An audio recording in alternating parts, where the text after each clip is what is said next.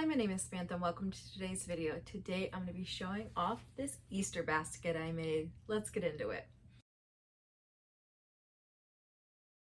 So this Easter basket is a pattern that I had seen like maybe a year or two ago on a YouTube channel called Homemade on Our Homestead. I'll have her video linked down below. She has the video as well as the pattern, and it's a free pattern and you print it out and you follow the instructions. So this is the large size that I made, and it was a really fun pattern to make. This is actually the first time I've ever used binding. As you can tell, I did a black binding here. I was debating between the black and this flower. I'm glad I didn't do the flower. I don't think that would have matched well, but I wish I would have had something of the pastels. But I do think the pop of color is nice. Technically, you could like reverse this basket and you could put it the other way out. Granted, the binding isn't as pretty on this side. I just used a purple on the inside. It's one of the fabrics, I want to say from the thrift store on one of my most recent hauls. So this was one of my first projects that I have done with binding, so that was really interesting, and especially like around the curves, but it was very straightforward, very easy to do. In making the large pattern, I was supposed to cut 2 pattern pieces 25 by 26, but that was not possible, and it was supposed to be with 3/4 of a yard. I had a whole yard of fabric, and the biggest piece I was able to get was 22 by 26. But I am glad that I did the bigger basket because now it can be used for many more things besides just Easter basket. And if you didn't want the handle, you could even just let the handle fall within and you could just use it as a regular basket.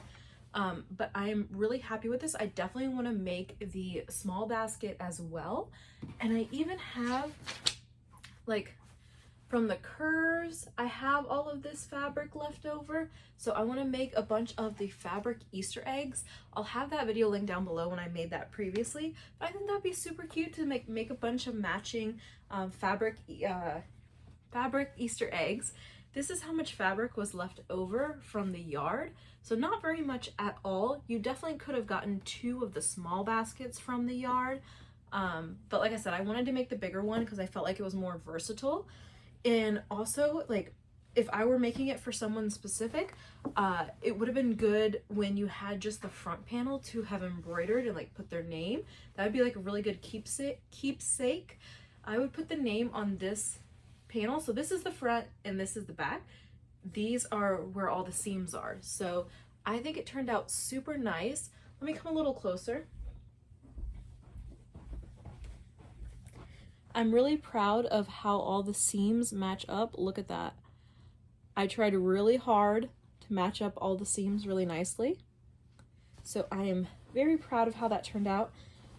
And like I said, this was my first time binding. So I machine stitched it on the front and then just stitched in the ditch to stitch it down.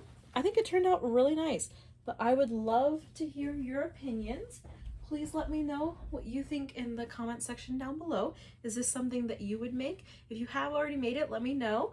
But I will definitely be making more of these. I think this is an awesome project. It doesn't have to be for Easter basket. Like, this would make a great like tote.